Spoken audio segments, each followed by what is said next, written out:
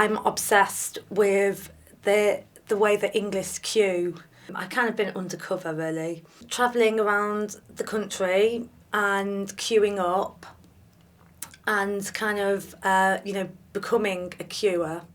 It's true, the English are tremendously good queuers. I mean, it's a very, very important thing to be able to do. The fact that we can queue says something about how the fact that we've got a certain basic idea of fairness and a certain basic idea about, that people should be treated equally. That's the idea of a queue, isn't it? There's a whole kind of raft of queuing etiquette and rules, unspoken rules, that people don't think about, but they exist.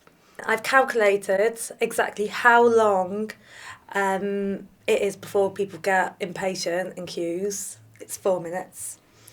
And I've calculated exactly what space is kind of comfortable in a queue between people. It's 20 inches. It's one of these things that it's very, very easy to overlook, how much this kind of stuff structures and organises, the way we move through cities, the way we move through society. So to try and get people to think a bit about how the thing works, it can be useful to kind of disrupt it. So we might ask our students to queue up to buy some chewing gum and then take ages and ages to find the money, to take the change. And what's interesting about that is precisely that you can begin to see, the kind of, implicit social contract that there is in queuing. We had a good conversation about, do people queue more, do people queue less, what's happening to queuing. We talk quite a lot about how people are buying their ways out of queuing. Things that I'm often attracted to, the subject matter, are things that are kind of almost on the brink of extinction. A lot of queues these days are virtual in a sense of like they're either online or they're virtual in terms of you ring up a phone and there's, people put you in a queue with a series of kind of like filtering systems. So we're probably queuing more than ever.